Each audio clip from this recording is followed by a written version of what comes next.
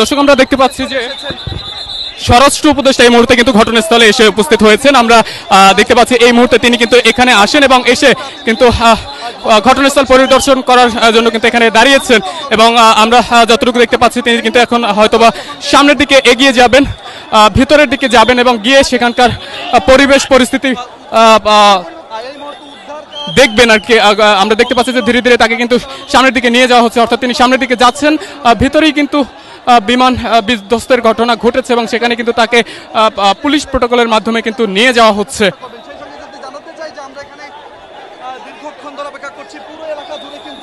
দর্শক আমরা এই মুহূর্তে যদি আরো একটু দেখাই যে পুরো এলাকা কিন্তু উৎসুক জনতার ভিড়ে পরিপূর্ণ হয়ে আছে। আমরা দেখতে পাচ্ছি আরো একটি অ্যাম্বুলেন্স কিন্তু সেখান থেকে বের হয়েছে এবং সেটি কিন্তু স্বেচ্ছাসেবী সহ আইন শৃঙ্খলা বাহিনীর সদস্যরা জায়গা করে দিচ্ছেন দ্রুত, যাতে তাদেরকে সেখানে তাদেরকে বের করে দেওয়া যায় এবং তারা যাতে হসপিটালে পৌঁছাতে পারে।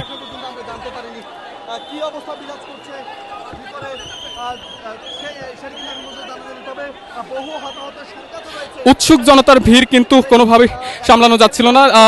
সেদিকেও কিন্তু আইন শৃঙ্খলা বাহিনীর সদস্যরা কাজ করছেন, কিছু ভলান্টিয়াররাও কিন্তু এখানে নিজ থেকে দায়িত্ব নিয়ে কাজ করছেন। দেখতেই পাচ্ছেন যে সবখানে কিন্তু সাধারণ মানুষের ভিড় বা উপস্থিতি আমরা লক্ষ্য করতে পারছি।